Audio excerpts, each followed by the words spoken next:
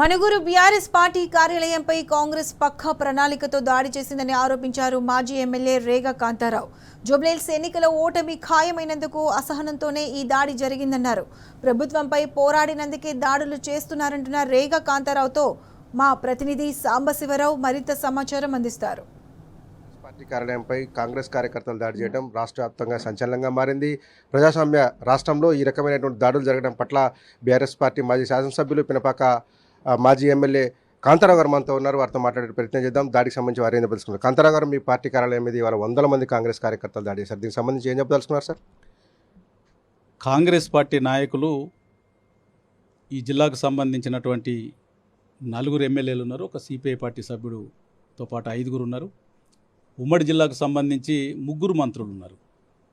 మరి ఈ జిల్లాకు ఉన్నటువంటి అనేక రహదారులు కూడా పూర్తిగా ధ్వంసమైపోయి ప్రజా రవాణాకు అనేక ఇబ్బందులు పడుతూ ఉన్నాయి. ఎక్కడ చూసినా కానీ యాక్సిడెంట్లు, కాళ్ళు చేతులు ఇరిగినటువంటి పరిస్థితి. స్వయాన మా ఎమ్మెల్యే పాయం వెంకటేశ్వర్లు గారి ఇంటి ముందే ఒక 3-4 మహిళలు కూడా కింద పడ్డారు. దాంట్లో ఒక ఆయన చనిపోవడం కూడా జరిగినటువంటి పరిస్థితి. ఆ నిప్పులోనే పడేసి పెట్రోల్ పోసి తగలబెట్టడం జరిగింది. ఒకళ్ళిద్దరు ఫోన్లు గుంజుకున్నారు.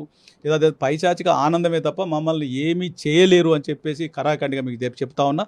మీకు ధైర్యం దమ్ము కనుకుంటే దీనిపైన ఎంబటే మంత్రులు కూడా 3 మంత్రులు కూడా స్పందించాలని చెప్పేసి నేను విజ్ఞప్తి చేస్తూ ఉన్నా.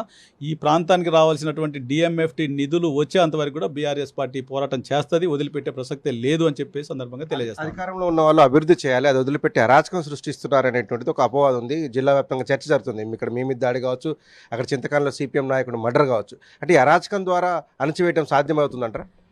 అంటే వాళ్ళు ఏదో విధంగా ఈ ప్రాంతంలో ఉన్నటువంటి ప్రజానీకం, అమాయకులు మరి వీరిని భయభ్రాంతులకు గురి చేసి తద్వారా రాజకీయ లబ్ధి పొందాలనేటువంటి కుట్ర ఏదైతే చేసి దాడులు చేస్తూ ఉన్నారో ఇది ఎప్పటికి కూడా వారికి సాధ్యం కాదు. ప్రజలు భవిష్యత్తులో ఖచ్చితంగా వీరికి బుద్ధి చెప్తారని చెప్పేసి నాకు నమ్మకం ఉంది.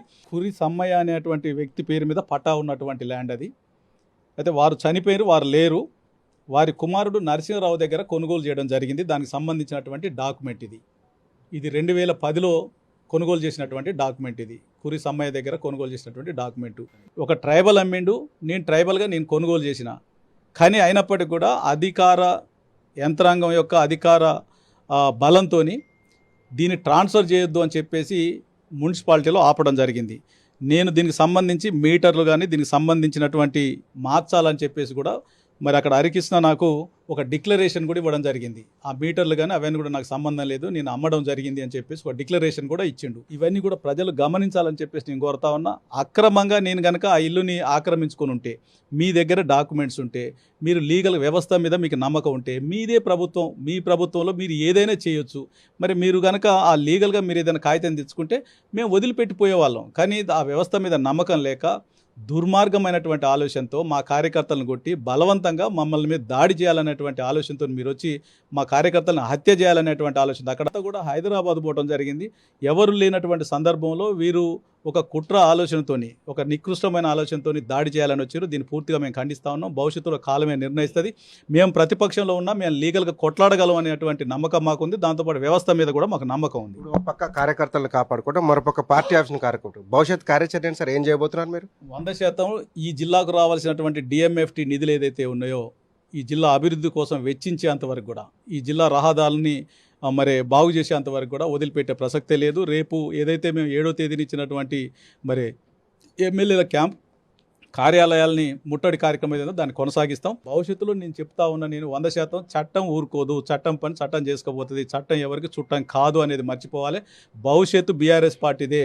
100% తప్పకుండా మరి చర్యలుంటే ఎవరిని కూడా వదిలిపెట్టే ప్రసక్తే లేదు అని చెప్పేసి నేను తెలియజేస్తాను. మనతో పాటు ప్రత్యక్ష సాక్షి శ్రేణి ఉన్నాడు. శ్రేణి, ఏం జరిగింది వాళ్ళ క్లుప్తంగా? సార్ మామూలుగా ఈరోజు పార్టీ ఆఫీస్కి వెళ్ళాము సార్. పొద్దున మామూలు పేపర్ చదవడానికి వెళ్ళాము.